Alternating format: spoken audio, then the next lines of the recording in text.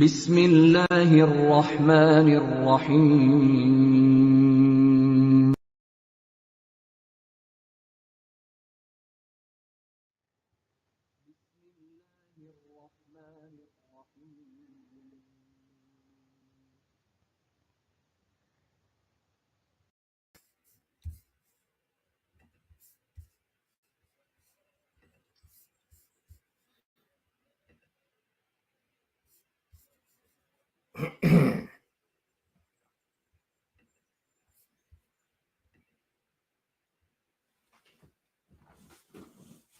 Assalamu alaikum.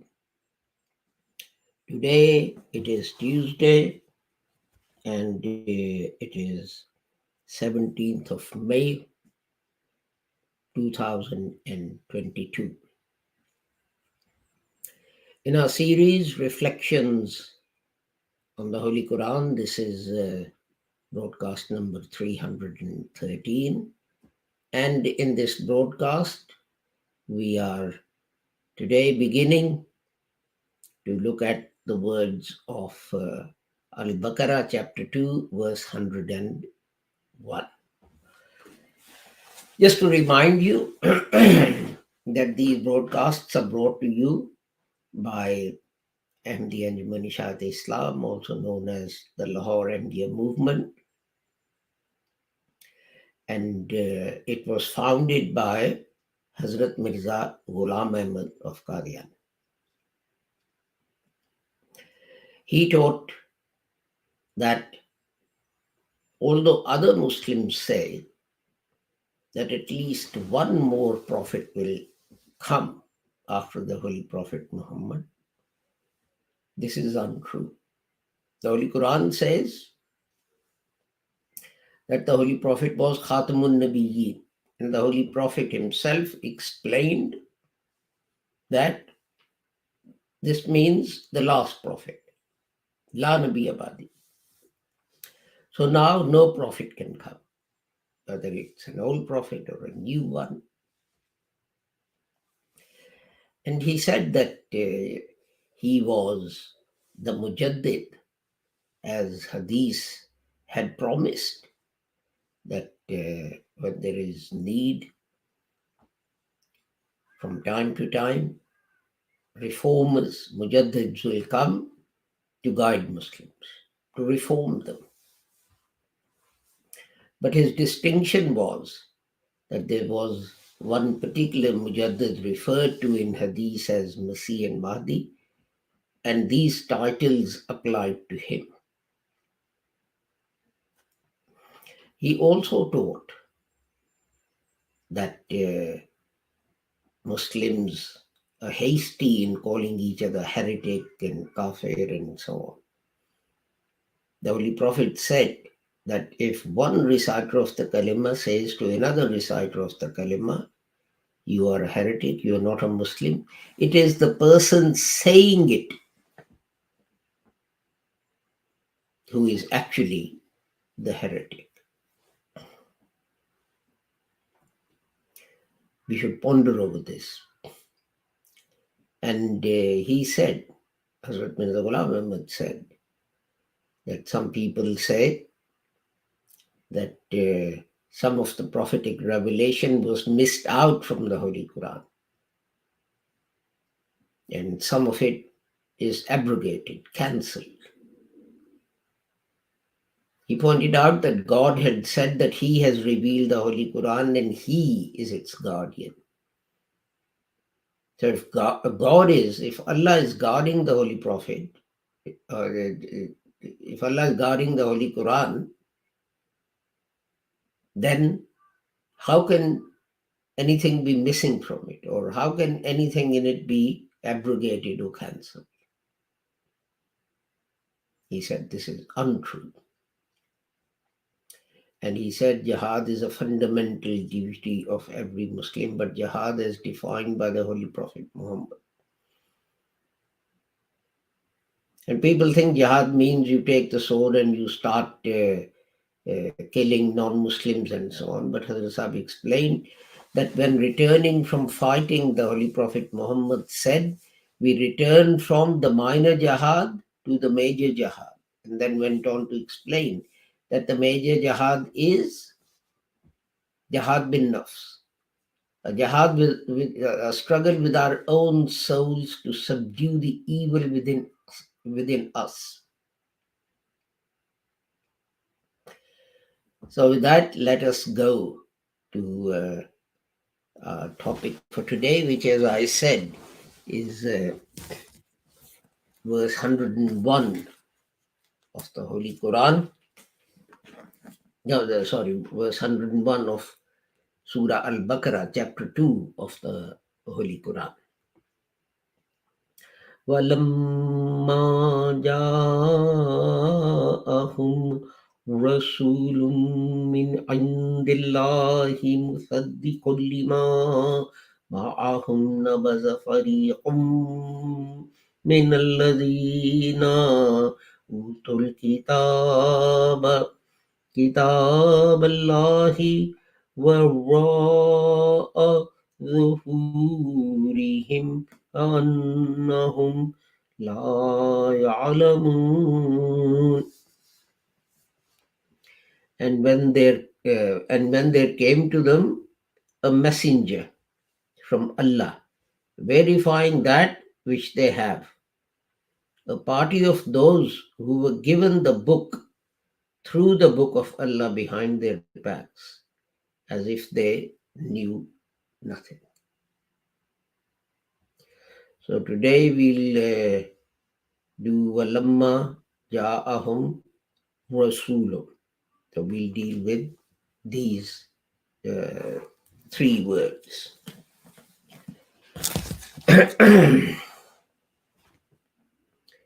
So let me have a look at my notes on my computer. I'll give me 1 second. I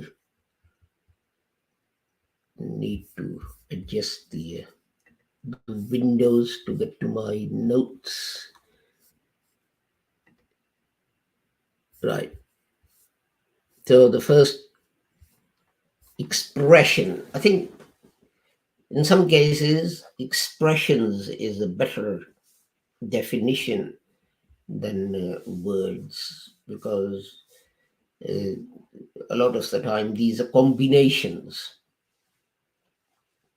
So we have walamma, and this expression has two parts, two segments.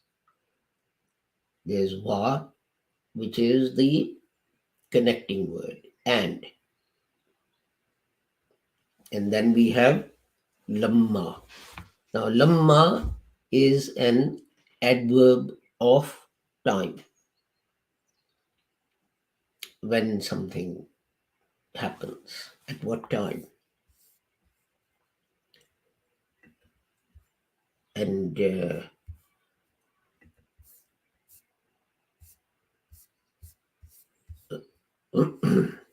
I thought I'd some more notes, but anyway, for example, walamma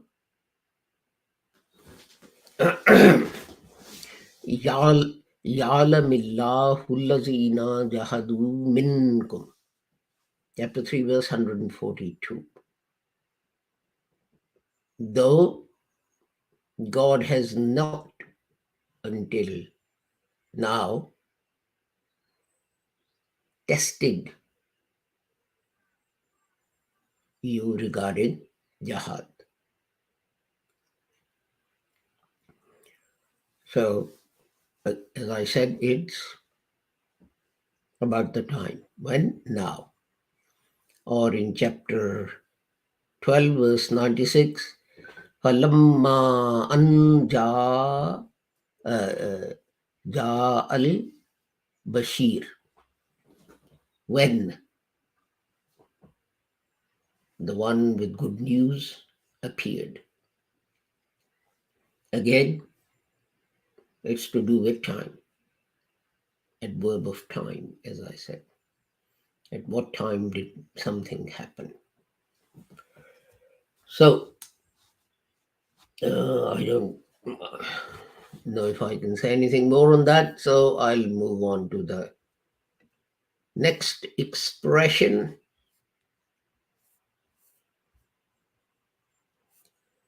In the Holy Quran, which is jeem ya hamza, which occurs in the Holy Quran 278 times. It's a verb, ja. Now, ja in Urdu means go. But this is not Urdu, this is Arabic. It means to come. And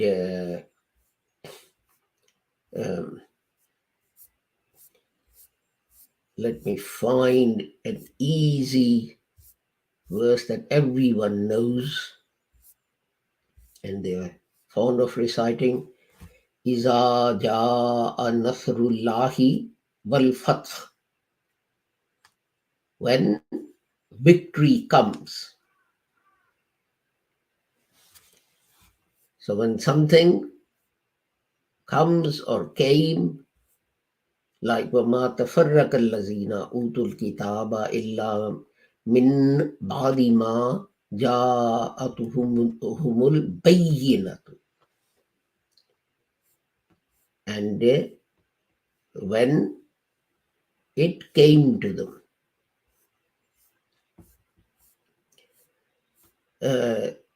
Sometimes it's translated as thought or thinking. I saw it somewhere, but then because I didn't make a note of it at the time, I can't find it. But basically what it means is, you say things like when an idea came to him, or when a thought came to him. And if you use Arabic to express that, then you can use this word. And some people, to be idiomatic, they say thought, thinking. But you can see the comparison with the English language. And it has two parts. This expression consists of two parts. There is, as I said, ja, which is the verb, which is coming, and hum, which is the pronoun. And words based on jeem, ya, hamza, they appear in the Holy Quran 278 times. And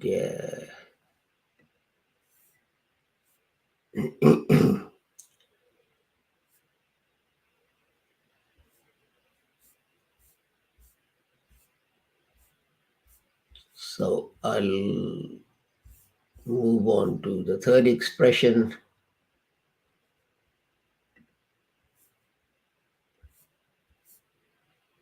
which is, the root is ra, sim, lam. And words made from that root, there are 8 words made from that root that appear in the Holy Quran. And in total, the words based on this root appear in the Holy Quran 513 times. 332 times as Rasul, as we know, messenger, the noun. And 130 times Arsala. And 35 times Mursil. And then 6 times Risalat, and then 4 times Risalat. And also 4 times Mursil, and then the other occurrences are once only.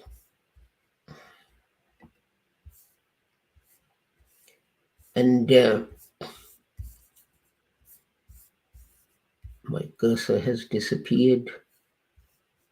Please give me a second. No, here it is. It's come back. Now you see,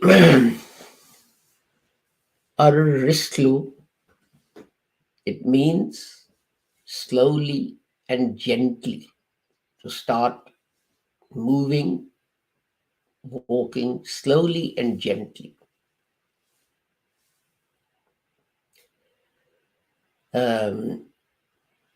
And this is, this applies to people who are sent by God. And really, I would suggest that in this, the nature of how they are going to preach and propagate God's message is given. That slowly and gently. But in many, I was going to say Muslim countries, but not only Muslim countries, but even the UK, in the mosques and so on, where kids are taught the Holy Quran, etc., the children's treatment is so harsh. I mean, it amounts to really physical abuse, such as caning and this and that and so on. And a number of teachers have been charged with such offences and punished, etc., which I find odd. Because if we look at the character and the history of the Holy Prophet Muhammad, it's full of gentleness and kindness. Battle of Badr. Prisoners came.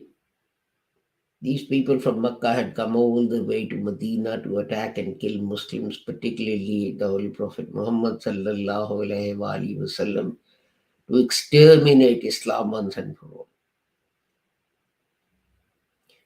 And they had come after they had looted all the Muslim property left behind in Mecca and sold it off to raise funds for an army. And the Holy Prophet knew this. So what did he do with these prisoners? These people had come to kill him and exterminate Islam. So what did the Holy Prophet do after he won? He said, well, those of them who are well off can pay a compensation because Muslims have suffered losses. Men have died. And their wives and children need to be looked after. How are we going to do that? Muslims who've survived have suffered a loss. I mean, Hazrat Abu Bakr was a shopkeeper. His trade was selling cloth. And of course, he had to shut up shop to go and fight. So who's going to make up the amount that he lost? And so on. So the Holy Prophet said, okay, you caused this loss to the Muslim community, pay compensation, so these people can be reimbursed. And then to those who could read or write, he said, okay, here's a group of Muslims, I think it was 10 in number, teach them to read and write. And that should show the high regard and importance the Holy Prophet had for education. Okay, so what about those who don't have the money and who can't teach? Muslims to read and write. He said, okay, you can go home. No compensation, no nothing, just go home. Can there be a greater example of kindness? Then there was the time of conquest of Makkah. Then the Holy Prophet, because the Quraysh had broken the treaty between Muslims and the Quraysh, the Holy Prophet marched on Makkah. And what did he say when he entered? These people, they killed, martyred many Muslims, tortured them to death. They tried to exterminate us. So today we are going to take our revenge. We're going to kill them all. No. He said, you're all free to go. Just go. Don't create any more mischief, and no one will trouble you. Can there be a greater example of magnanimity, of compassion, of kindness, of forgiveness? But we talk about following the sunnah of the Holy Prophet Muhammad. Our actions are exactly the opposite of the actions of the Holy Prophet Muhammad.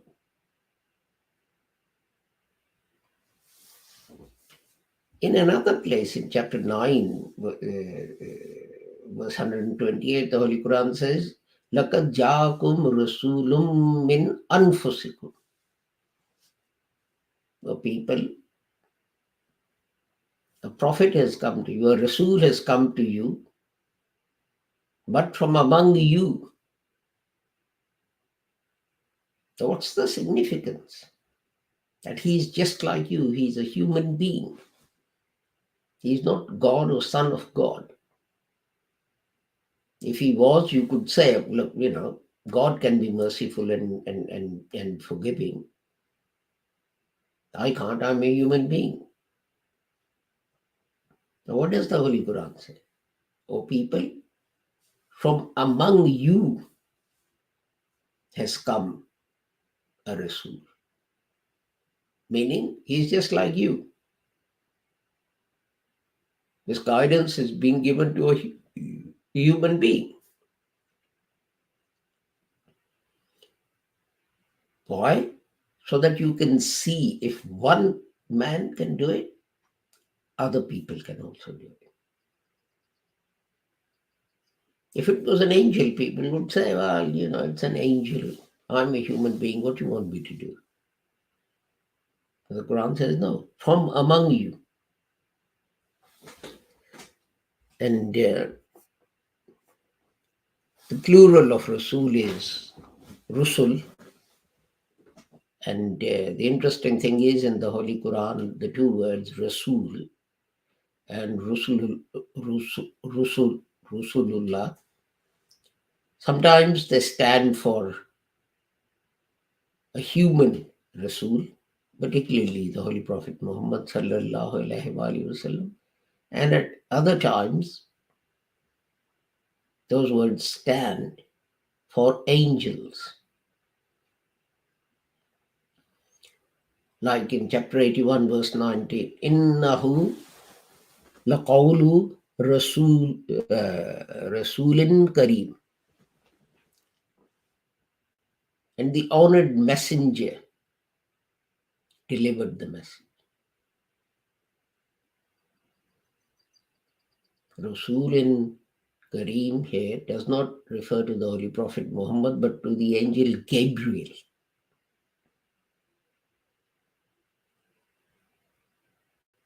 The point is that people seem to take this word and restrict it just to people like Hazrat Adam and Suleiman and Moses and Jesus and so on. But here the Holy Quran is using this word for an angel.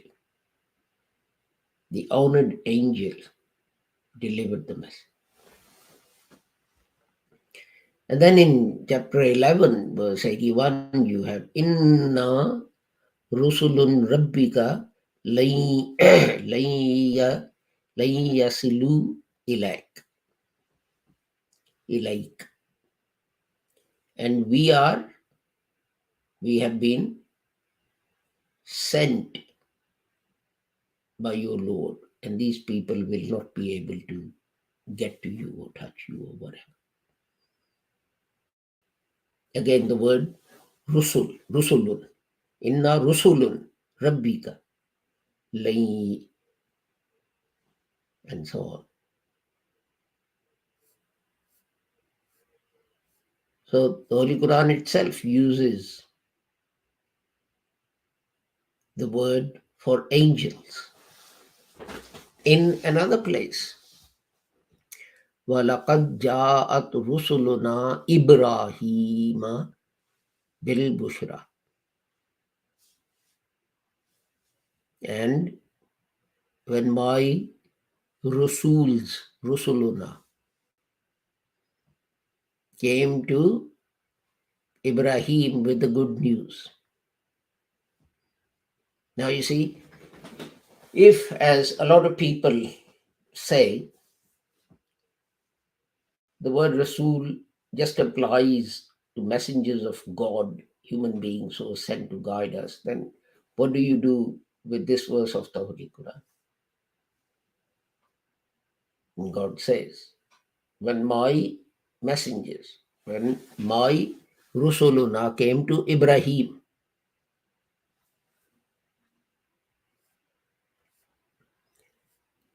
so as I said, it applies, the Holy Quran applies the word to angels and human beings. وَمَا نُرْسِلُ الْمُرْسِلِينَ إِلَّا مُبَشِّرِينَ وَمُنْذِرِينَ. Chapter 6, verse 48. And we send Rusuls to give glad news and warning.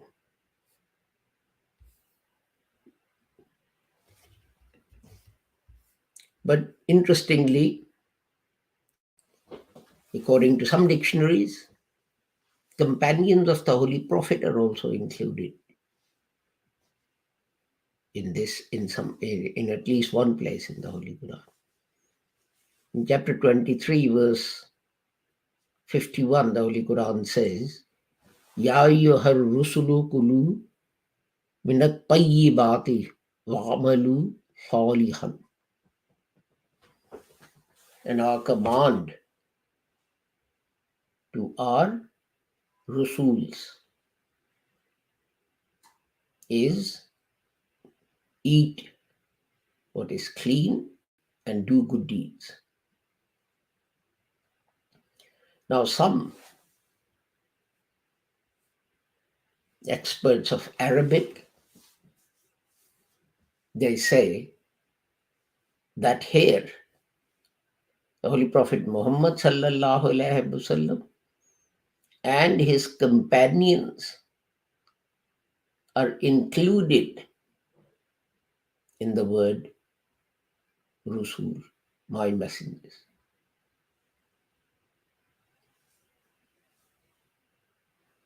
But of course, the companions of the Holy Prophet weren't Rusuls in the same sense as the Holy Prophet. The point I'm making is that the Holy Prophet, that the Holy Quran itself applies the word Rasul to non-prophets. And this is not an Ahmadi interpretation. This is a non-Ahmadi interpretation of the Holy Quran, of this verse of the Holy Quran. So, with this we have come to the end of our broadcast for today. So, with the prayer that whoever you are and wherever you may be, may Allah keep all of you safe and sound and free from harm, I take my leave of you. Assalamu alaikum, Khuda Hafiz, and goodbye.